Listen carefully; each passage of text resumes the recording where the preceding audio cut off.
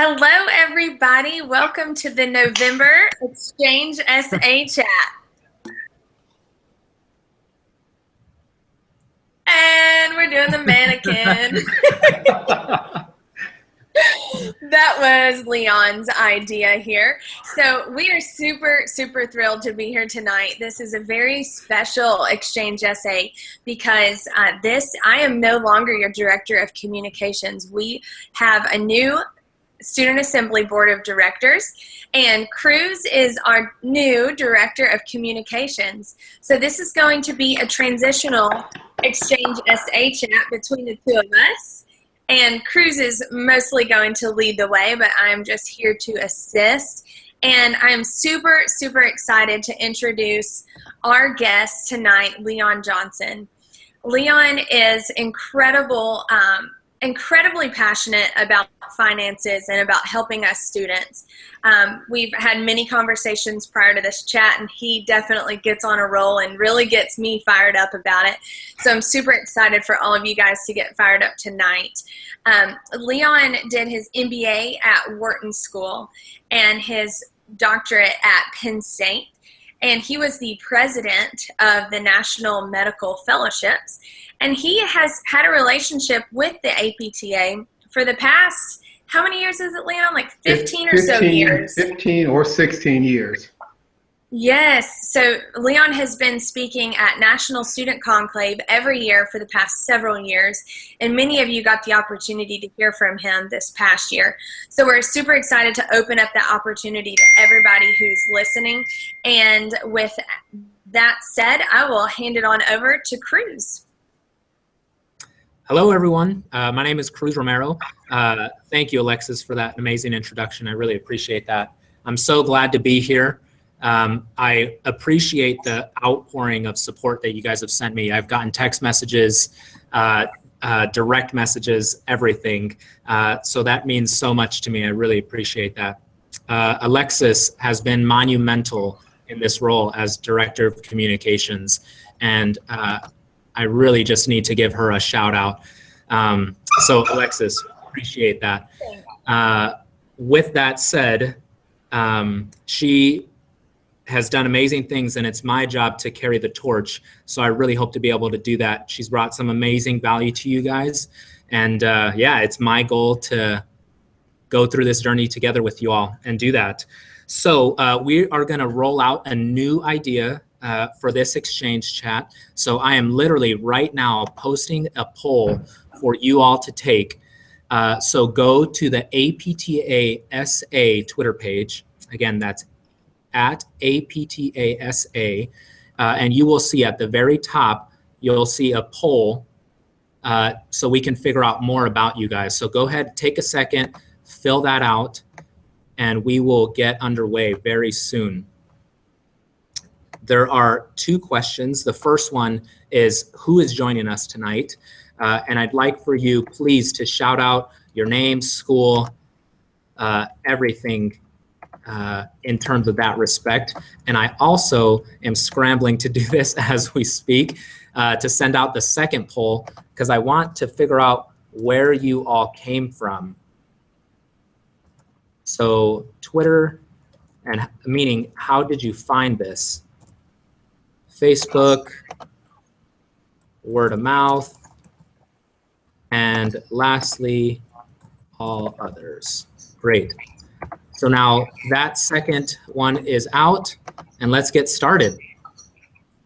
So the first question comes from at Bethhorn DPT, and she wanted to ask about can the at APTA SA give us an update on the developments from APTA tweets RC11.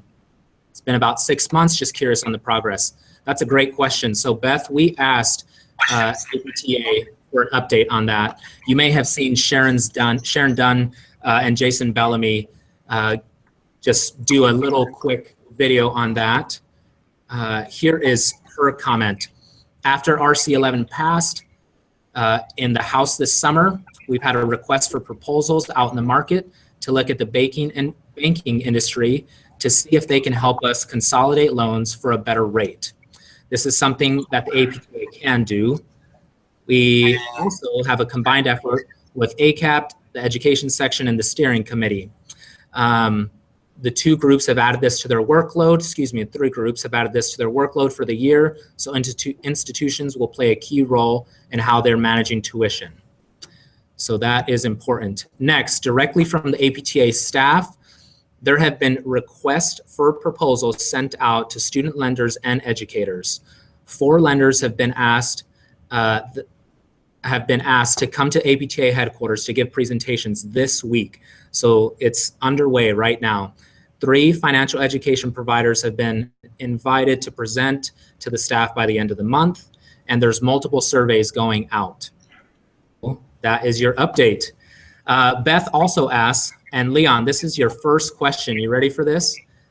Okay. When one graduates, where should one start to figure out how to manage their student loan debt? It is overwhelming. Okay. I'm going to take a bit of advantage here just to make a couple comments on the prior, in that everyone should be aware, particularly when thinking in terms of consolidation, that federal student loans have a unique aspect to them. All they require is a FAFSA. No credit check. You have deferments, you have income-based repayment options. I think there's 7 repayment options, of which 4 are income-based. If you take federal loans and consolidate into a private loan, you lose all of that, including things such as if you die or become totally disabled, the loans are discharged. They're forgiven. You don't have to worry about that. That is not the case with private loans from financiers. That's a huge disadvantage. You don't get the advantage of things such as loan forgiveness. You don't get the public service forgiveness. If there's something that I would urge students to become passionate about, is getting legislators to make sure that any loan that is forgiven, that there's no taxes charged on it. That's a key area there, which will save students literally thousands of dollars, collectively hundreds of millions of dollars. So I just want you to be aware of that when what you're looking for, to be concerned about that. And I think I make the point in one of the, I think it's part 2 of the blog. Now, if you'd be so kind, because memory is so short, to repeat the first question. Absolutely, here goes. So at Beth Horn DPT asks, when one graduates, where should one start to figure out how to manage their student loan debt? It is overwhelming. Okay. Hopefully part of this evening, it will become less overwhelming, but you cannot wait until you graduate. You should be thinking about that now, organizing your information. Particularly the most important thing is, what is it that you want to do with your life? What goals do you have? Where do you want to be in 5 years? Where do you want to be in 10? What things are important to you? How much are they going to cost? That then sets the basis for how you're going to apply and spend your money.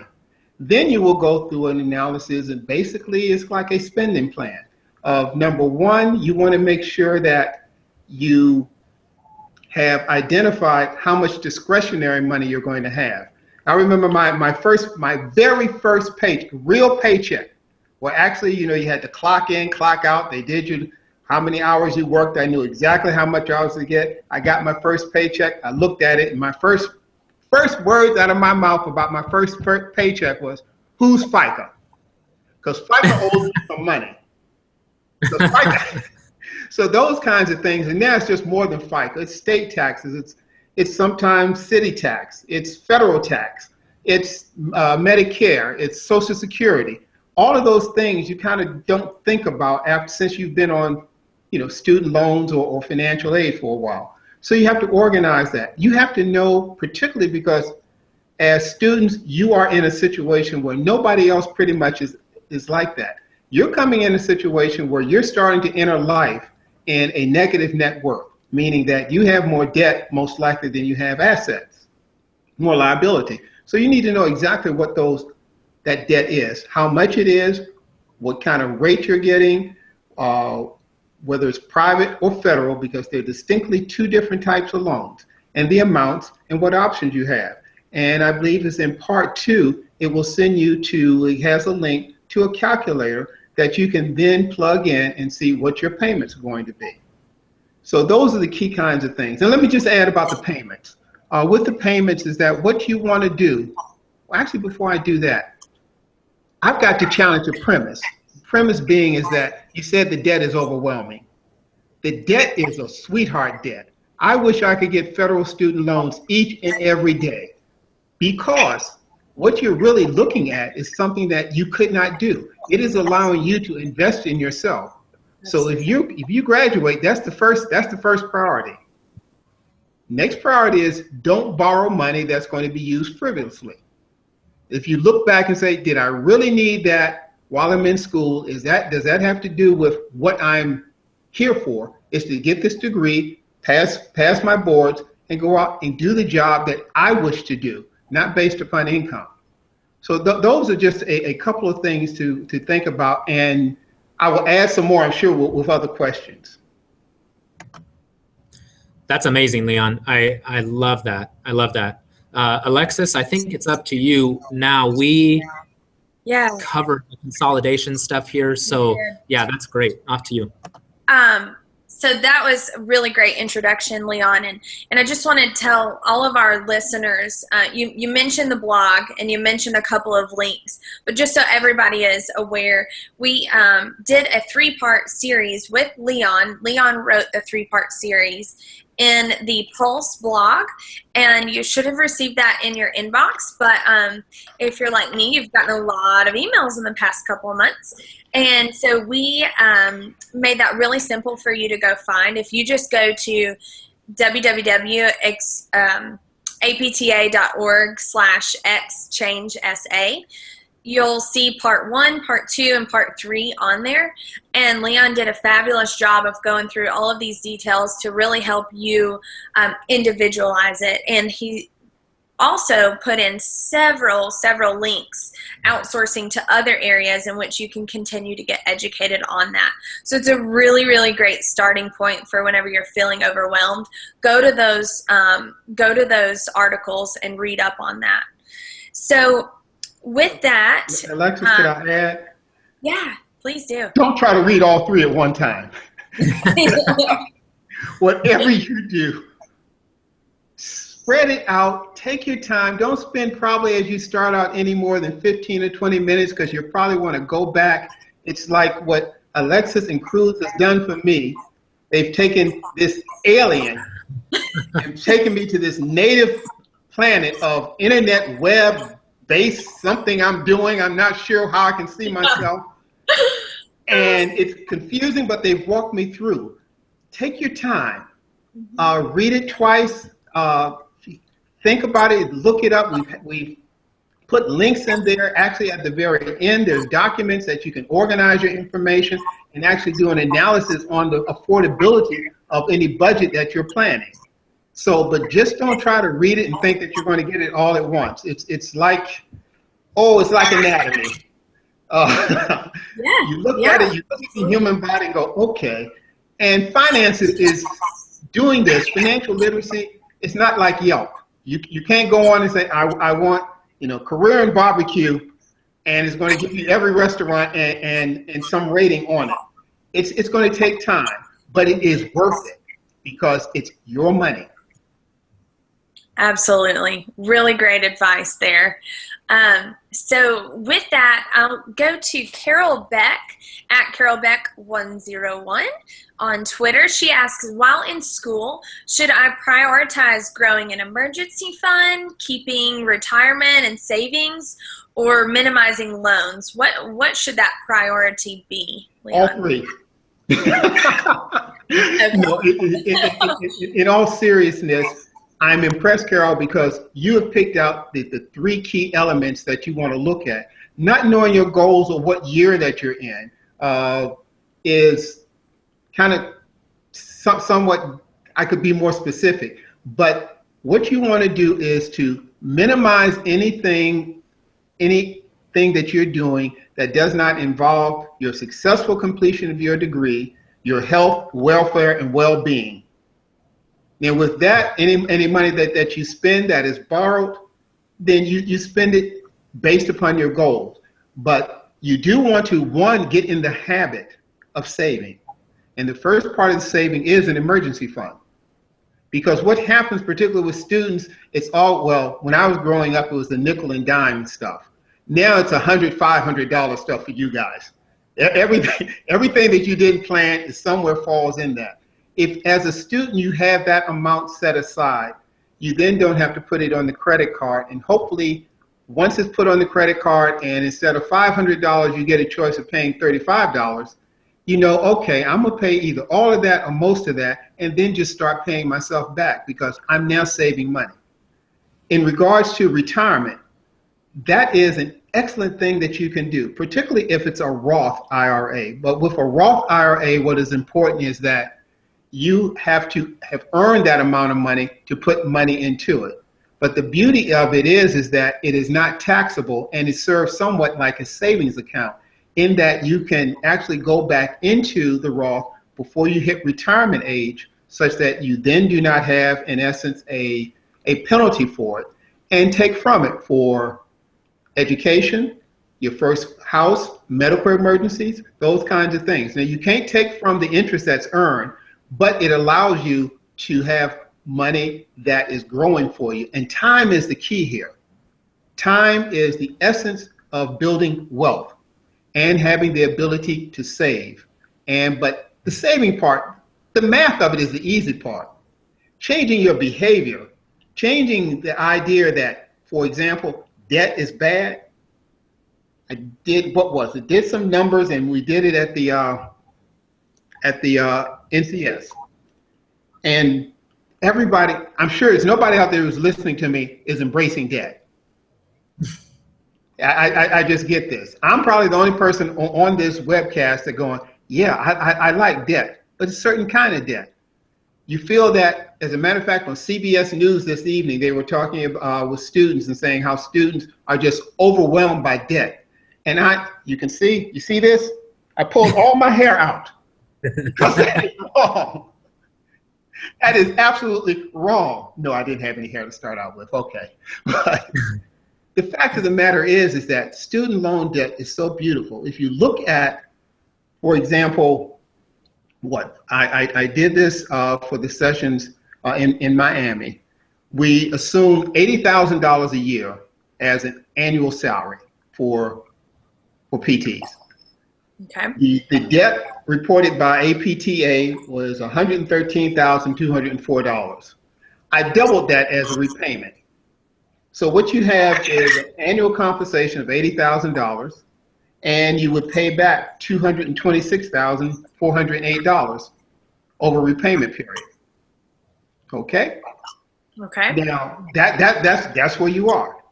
Now if I turn that around and said, if you give me $226,408 and I'll give you $2.4 million, would you say yes? Mm-hmm. Most of you would. I certainly would, because that means $80,000 a year. Now you can't get that unless you get the degree. So in essence, this is an investment in you. Now let's look at it from pure finance basis. And by the way, finance is a science. It's an art. It includes saving money, investing money, lending money, borrowing money, spending money, and the interrelatedness of time and risk. Your success in getting your degree is the risk that you're taking in borrowing this money. You're like a new startup, and the federal government is your angel investor. And so what is happening here is then, okay, if you get that degree, you have just now increased your capital, your human capital. You have the opportunity to make that $80,000 a year. Now, what is your return on investment? That is what finance people look at. Is this investment worth it to me? And 7% in terms of stocks and most things is the return that successful business people are looking at.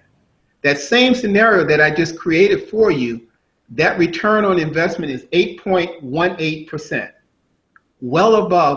above the 7%.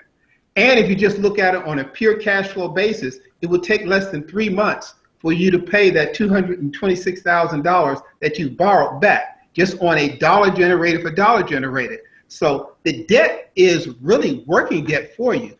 The key is, how do you use the rest of the money?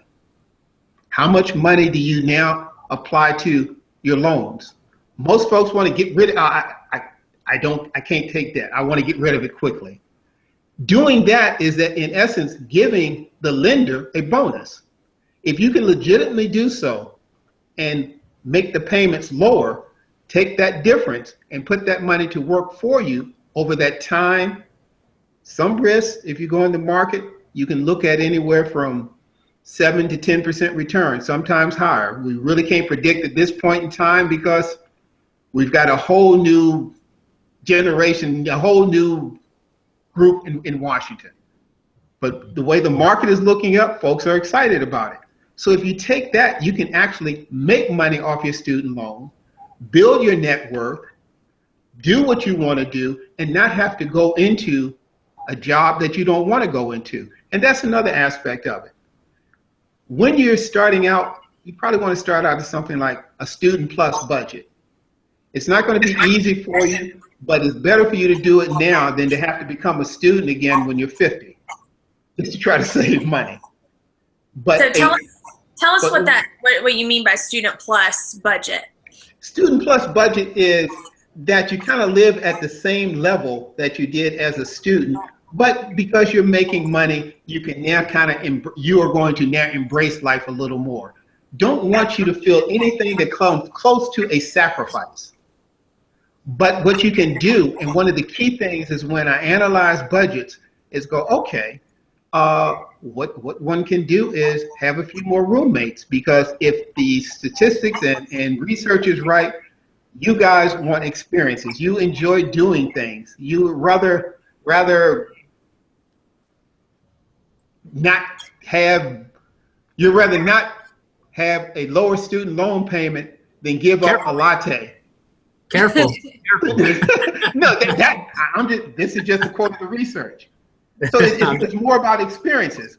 So in order to do so, and kind of keep that in your experiences, but be able to save money, to have discretionary funds to invest, maybe you have a couple more roommates, such that your housing cost, but housing cost is killing you guys. I mean, it's taking as much as 40, in many cases, 50% of your income. So if you have a roommate, now it's 25% of your income, which now gives you a lot more leeway in everything else that you want to do in life. But you just look at how you're living and say, okay, these are the ways that I'm gonna do things. And if you look at the on the blog, you will see, okay, here are the other things, and I can make adjustments. As long as you don't create more debt, particularly consumer debt, you will be fine, and you will get to the point where you can save anywhere from, you want to start out saving what you can. At least try to get to 5% in the first couple of years. Try to get in the first 5 years, you should be at 10% or more. By 7 years, you should be at 15%. And if you can go higher than that, that's great. But then it will give you kind of leeway to be able to have stability in your life, to be able to follow whatever particular field within physical therapy, and do other things. One other thing on this. Once you graduate, find you a little something on the side. I don't mean a person, I mean a job. Something that's going to provide you a little income. That gives you some additional leeway in both living your life, having experiences, and also being able to save. Drop the mic. Dropping the mic. I like it. Next question. I'm sorry. Great. Cruz? Leon, you're such a dynamic speaker, man. You're blowing my mind tonight. It's awesome. I love it. All right, so here we go. Next question.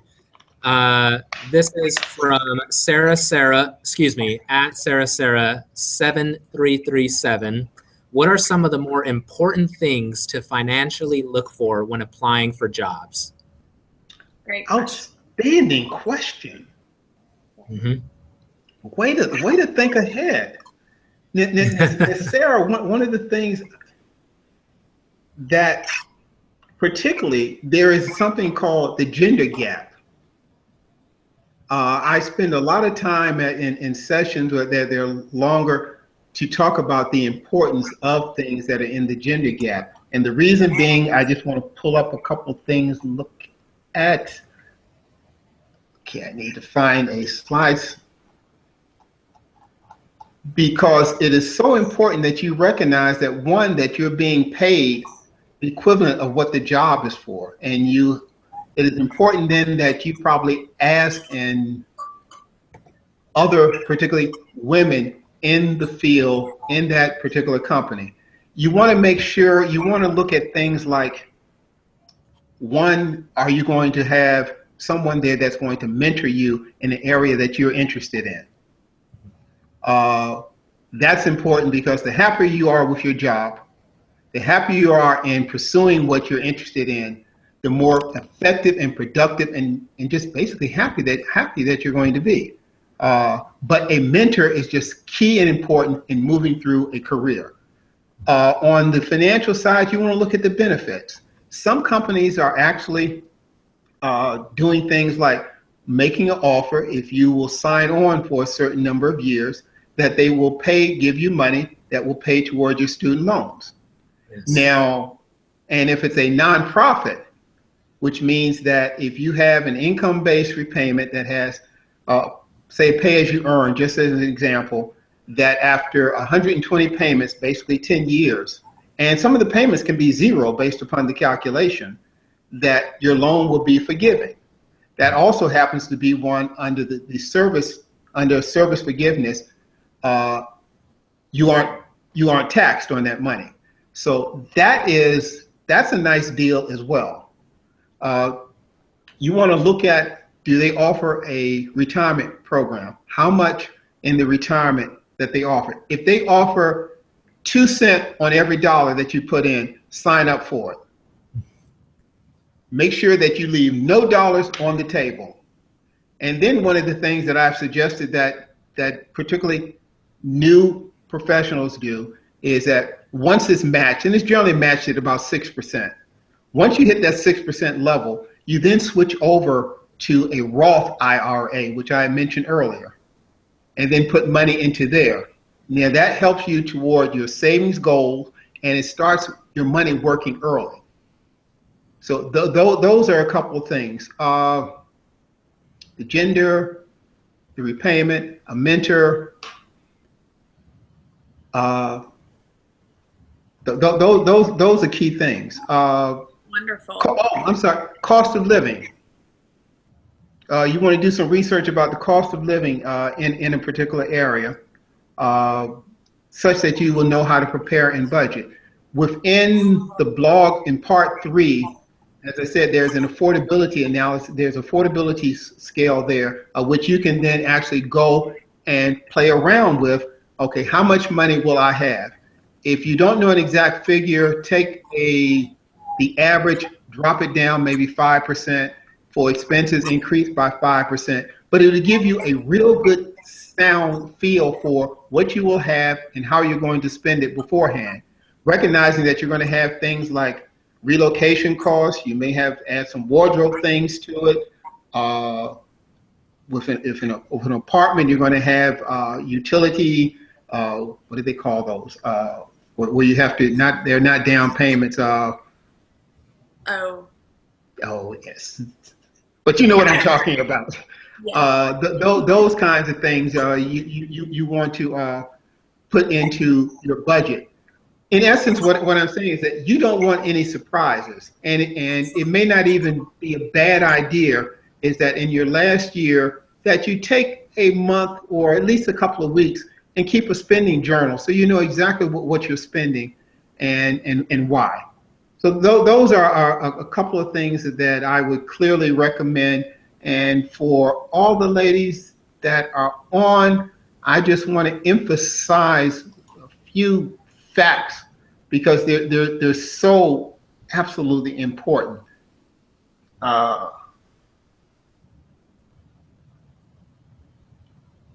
On average, women experience a 50% decrease in income upon becoming widowed and only a 20% decrease in expenses. 9 out of 10 women will be solely responsible for their finances at some point in their lives. Over 75% of women are widowed at an average age of 56, and 1 in 4 of these women broke within 2 months of being widowed. I can go on and on with numbers, but I think you get the point that it is so important. Now, yes, we need to look into this, and I think by being informed, learning to negotiate. Oh, that's the other thing. Women, by research, tend not to negotiate as rigorously as men. Now, the flip side of that, unfortunately, is that women who negotiate aggressively aren't looked upon as being nice. And you have to be nice in order to get the raises and those things in general. You have to find that balance, which is also why it's nice to have a mentor to kind of pave the way for you. Absolutely. And I think your advice from earlier in talking with the women who work in the company that you're looking at, you can really see what they did and how the company values them, not only with what they can provide for the patient, but also just as a female in that organization. So that's wonderful advice. Yes, and make sure that you talk to the men to get a sense of, is there a discrepancy between doing the same job and getting the same pay? Yeah, wonderful advice. Cruz? Yeah, I'll go one more time real quick. Yes. All right, so at SBENTZ at SBENTZ12 asks, I'm confused as to how you can make your money work for you. Can you explain how that works? It is confusing. I mean, this whole process is confusing, contradictory. Basically, it comes down to the fact of the beauty of compounding interest. And the fact is that if you, for example, if you spend $100 prepaying on a student loan or even a mortgage, you have now lost control of that $100. That is no longer yours. If you have that same $100 and say, I'm going to make my regular payment, but I'm going to take this $100 and put into an account that says we'll make 3% interest. And that's just low, because as you go on, you'll be able to find things that will do better than that historically. Then what happens is that you have that $100. That $100 after a year now becomes $103. After the next year, it now becomes at 103 plus 3%. And it continues to do that. And that is powerful. It may not sound like much, but my favorite piece, as Cruz knows, as Alexis knows, as anybody who's been to one of my sessions knows, I'm going to give you $1 million for a project. You can walk away with it today. Or you can have a penny compounded by itself for a 31-day month. And that is a penny today, 2 cents the second day, 4 cents the next day, 8 cents the next. Which would you take? $1 million today or the penny compounded? I get hands that kind of go like, no, I want the $1 million. Give me the $1 million. Same thing I do with scratch offs. Do you take a scratch off for $1 million or a penny compounded? Same kind of thing. The reality of it is that penny compounded for 31 days is over $10 million. That's $10 million. That is it's an exaggeration, but that is the power of compounding interest. And the other part about that, why that is so important, is because you're not thinking about it today, but at some point, you're going to be as old as me.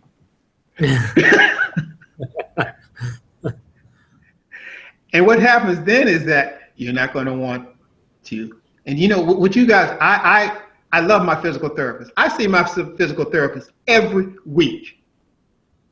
Works on me. He's got the thumbs of a gorilla. I mean, his hand power is 165 pounds per square inch. And when he gets down in there, it makes your whole body shake. Makes your teeth crumble. You may want to scream like a little baby, but it keeps you healthy. But I know that Joe does not want to do this for another 20 years. And so taking care of you today, being smart about you today, is really taking care of you for the future. And that's the key, such that you get stability, you get security, and believe me, with financial stability and security, that's when you can tell people, I can't, well, Donald said it for me. You've seen the commercial. You can tell somebody what to do. But that's an exaggeration. But what happens is that you get the feel of, I'm doing what I want to do. I'm fulfilling my goals. And it's all about you. It is uniquely personalized. Wonderful. Alexis, you're up. All right. So Adam Hunt asks, can you go over what income tax is for forgiven loans? For example, the repay or the pay plan, pay as you earn. Okay. In the pay as you earn, as a matter of fact, Cruz, I sent Cruz something today because I saw it on the notes. Yep. It's kind of somewhat of a history behind that. What has happened is that within the government, and actually in real life, when the tax structure, if, for example, you have a loan that's forgiven, or say a credit card that they've written off, I think if it's above $600, what they will do is send you a tax form, in essence saying that this is earned income for you, and then you now have to pay taxes on it. There's a bill in Congress that has not moved through because they're concerned about the expense of it, that in essence for the pay as you earn, if you do the loan forgiveness for service, you don't have to pay taxes on what has been forgiven. If you do it through the 20 or 25-year repayment plan, anything that is left unpaid is considered, is taxable. So you may end up, based upon your income, say you're in the 25% income tax bracket, and they've forgiven $100,000, you now owe $25,000 in taxes. And that's assuming that that's on an adjusted gross income.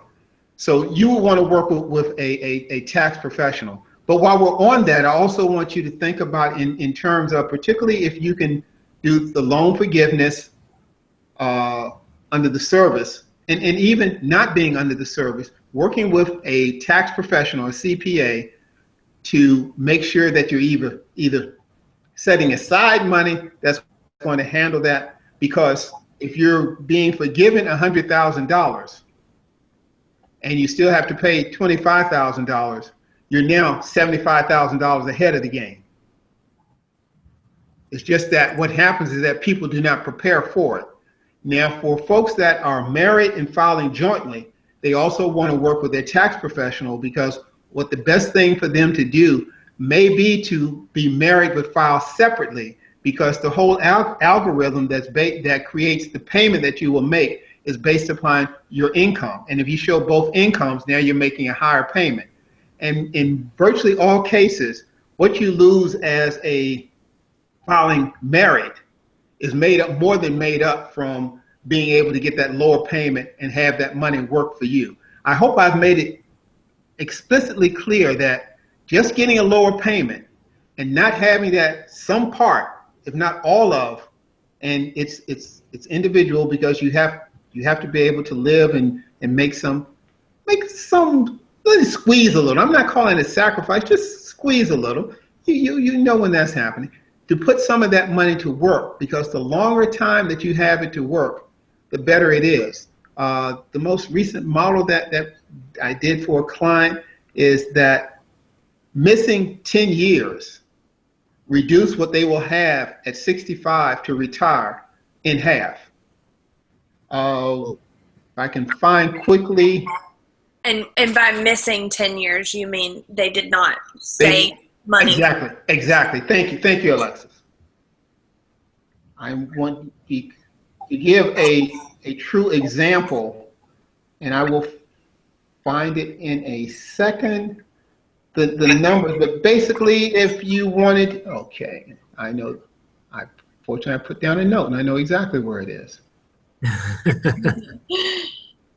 Say that you're starting at 20 years old, you want to save $2 million by the time that you're 65. If you start investing at age 20, that's 500, and we're assuming, what are we assuming? The interest, probably 10% interest. No, actually 7%. If you start at 20, your payments to get to $2 million is $510 a month. If you wait until you're 30, it's $1,050. If you wait until you're 40, it's $2,270. If you wait till you're 50, it's $5,600. So you see, the earlier that you start putting together something, letting that time work for you, because money doesn't take sick days, it doesn't come in late, it doesn't ask for a raise. It just kind of works for you, and that's what you want. That's what you wanted to do over time. Now, how much you can do it, it's a matter of your priorities and goals. But you've got to do something. I implore you to do something. If you don't after this, I'm going to haunt you. You're going to hear my voice and see this bald head going to show up at the most improbable times when you're getting ready to buy that new iPhone 8. Oh, you really need it. You can save that money. It's just important, and it is not easy. I in all seriousness, changing that behavior is the hardest thing, because everything out here is telling you to buy something, do something, don't save your money, feel good about it, eat, come to the restaurant, have the new frog wall, whatever it is. Just, even Starbucks. Most folks, they tell me that they think the smallest Starbucks is, what is it, tall or vintage? Which is it? It's one of those. I haven't had anyone yet in all the seminars and things that I do recognize that Starbucks has a short, which is far cheaper than whatever they think the smallest is. So you do the short, save the difference. You still get what you want. Just, it takes a little time. Learn about it. That's it. Absolutely. Wonderful. Yeah. All right. Let's see. Here we go. So Zach Depler at Z Depler asks, thoughts on pros and cons of working while in school. I don't know. I don't work now since most of the time is spent studying. Good. That's where your investment is.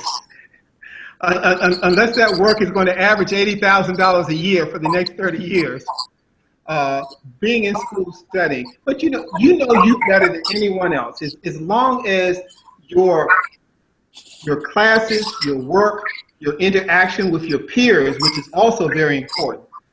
One of my areas is higher education. I've taught it, is that what most families, when they're looking at going off to college, they're looking at, the football team, all those things, the professors. One of the most important aspects of higher education are your classmates. That's where the most interaction takes place. That's where you get into these heated discussions. That's where you really learn. That's when you're challenged about how you see it versus how they see it. And when you learn to see things differently, you become better at what you do. So I just have to interject here with a hashtag PTFam. Yeah. So it's a choice. Just make it a rational and informed choice. Now, if it's something like, okay, you can pull it off in the weekend, or it's during your rotations, internships, where you really don't have the class kind of responsibility, and you can pick up a little something, or you may have a talent and you can teach piano, teach singing, referee some kids' soccer games, bake some brownies. And if you're not in a state that hasn't approved marijuana, don't put marijuana in the brownies, okay? But I will, things where you can pick up a little extra money is a good thing because it reduces what you have to borrow. yeah. I will say that I have worked all through school. I'm just now finishing my second year, and I've worked through a GA position through my school, so it pays for it's actually a tuition scholarship, so it pays for my tuition, and I work 8 hours a week. So I encourage you guys to look and see what your university offers, because they have been phenomenal working with me, working around my school schedule, and they highly respect the fact that I'm in my program at school, and that's why I'm there. And then I just work for them whenever I can with that 8 hours a week. So a lot of times you can find really great opportunities through your school. And hopefully everyone on the call will be going into their financial aid office asking about GA, graduate assistantship, work study. That is phenomenal. Thank you for reminding of that. In 8 hours, okay, so you binge watch Game of Thrones instead of watching it when it comes out, and at least you get paid for it. I mean, that's better than minimum wage. 8 hours, they get your tuition paid. Yeah. Seriously, that's awesome. Wow. All right, Alexis, you're up. Okay, perfect. So Kyle Estelle asks, does working for a nonprofit for at least 10 years, does that enable us to receive that debt forgiveness? The short answer is yes, but it's all about the details, which you must, because you don't, for the most part, not every financial aid office is aware of all the details of how you want to do finance. Most financial advisors aren't. So you want to be aware of making sure that those are federal loans in there that you're looking at, and that you meet all the criteria. And then it's a great proposition. And yes, by working for a nonprofit or in a service position, and you want to check with the entity to make sure that they're that. For example, you may have some situations where it's a nonprofit, say a nonprofit hospital, but it has contracted out to a profit organization of which you actually work for. So you want to make sure that the entity that you receive your check from is the nonprofit. See, it's those kind of little details that if you don't know, if you haven't read all the information about it, you look up in 10 years, because they're not going to tell you, but 10 years later when you go to file, and they go, well, you expect your forgiveness, and they go, no. There is something where after every year you can ask your loan servicer, what is your status? You know, how many payments have you made? And it's actually 120 on-time payments, but they don't have to be consecutive. So you can do maybe the first, say the first 70, and then take a few years and work for some profit entity, and then come back and finish it up at another institution that is a nonprofit or service. But you want to make sure that it is a service entity, and you can actually have your employer to double check that, or you can check with your servicer to make sure that the institution meets that criteria. Okay. Yeah, that makes so much sense. All right, so we are just under 10 minutes. So first hashtag exchange essay is almost finished. All right, next question here. Amelia Hutton asks, as a DPT-3, what questions should I ask potential employers about retirement plans, and what answers should I look for? Okay, what questions? One, you want to know what kind of retirement plan that they have. If it's a nonprofit, oftentimes it'd be a 403B. If it's a profit, it'd be a 401k. Virtually no difference except the kind of the institution. Now it's the details in there. A detail such as many of nonprofits will turn over the management of that fund to a group that is not necessarily putting the money into the best funds. And best funds, I mean that the expense for them is higher than it would be for, say, what is called a total market index mutual fund. Now there's legislation that's coming forward that is now saying that for retirement plans in organizations, that they must follow a standard called the fiduciary standard. Fiduciary means that it is in your best interest versus what has long been standing, something called suitability, which means that it's suitable for you, but I'm going to probably sell you a portfolio or a stock or a bond that I can make a commission off of, or higher commission. You want to know the rate of which they're going to match. And what is the expense? They may not be able to tell you the expense, but it's something that they should be, at this point in time, most employers are probably looking at that, because there's been a lot of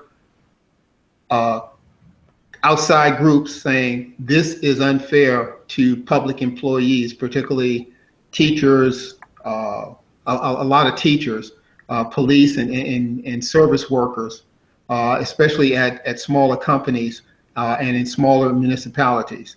So they're now looking very closely at the expense.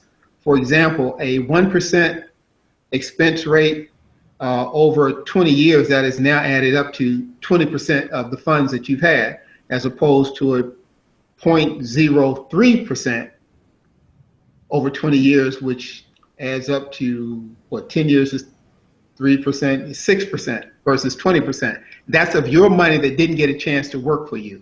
So those are the kinds of things that you would look at. Now, also in the, I believe it's in the blog, how to choose a financial advisor. No, actually it's in the comments, I think, to part 1 of the blog.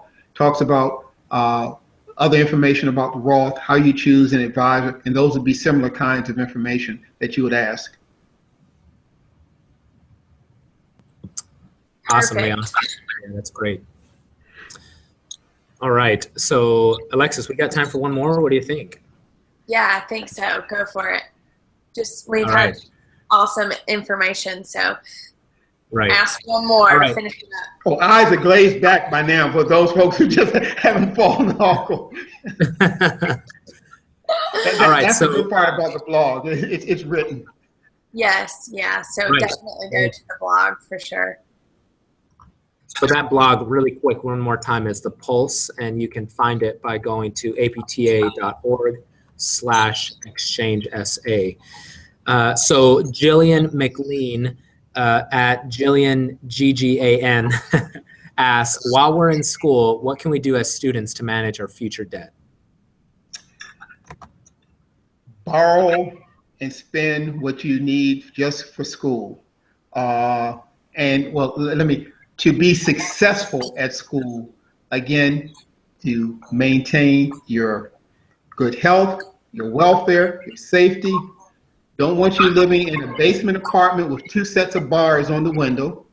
No, that is not good for you. I want you to think about the things that you actually purchase.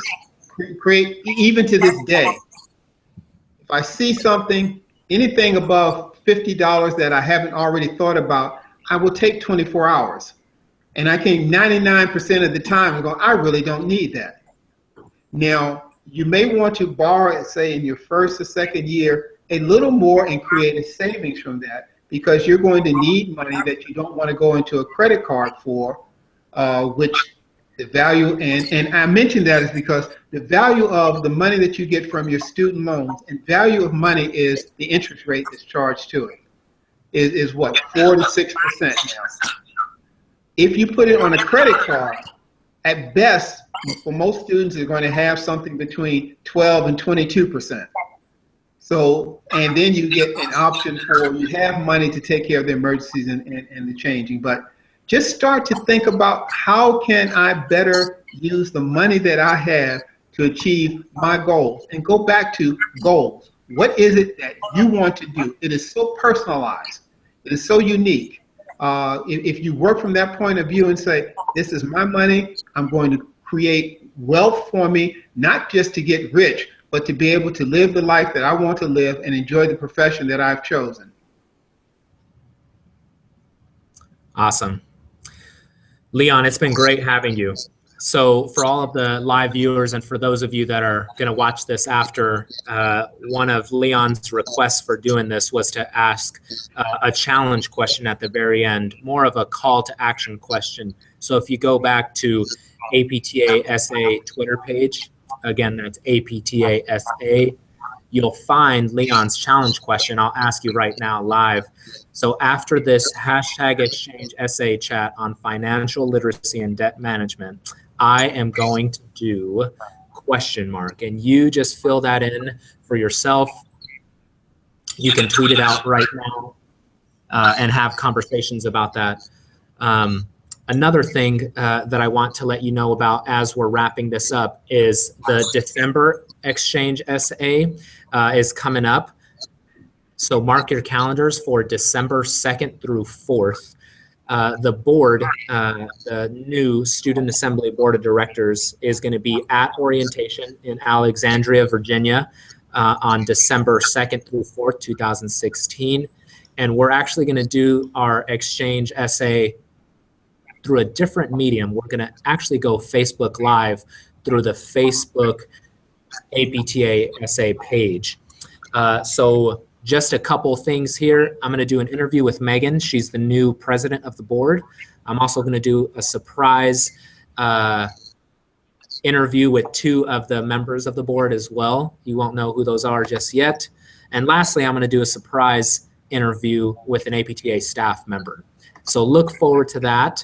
We're going to talk about our strategic plan and our vision for the future in these exchange chats.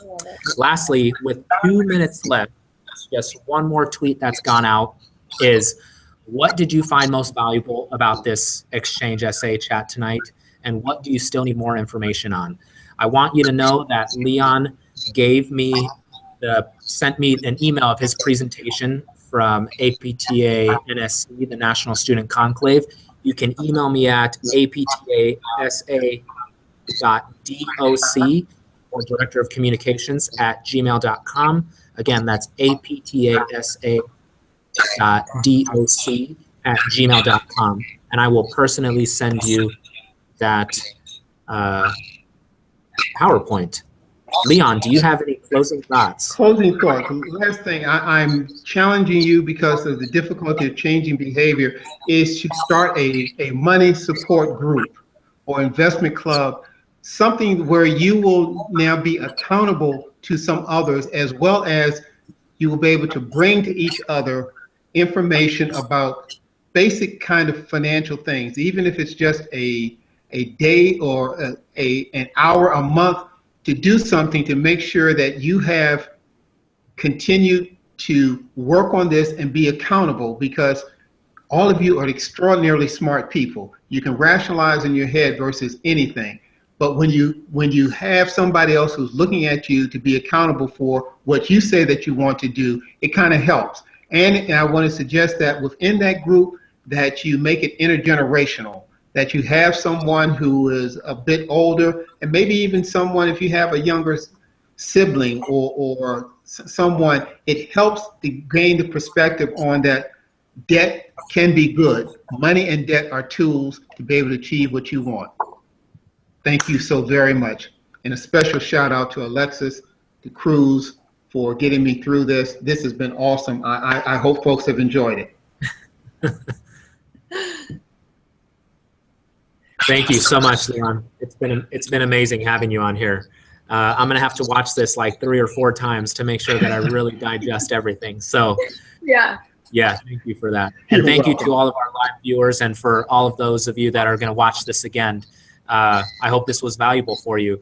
Again, one more shout out to Alexis for doing an amazing job setting this exchange chat up.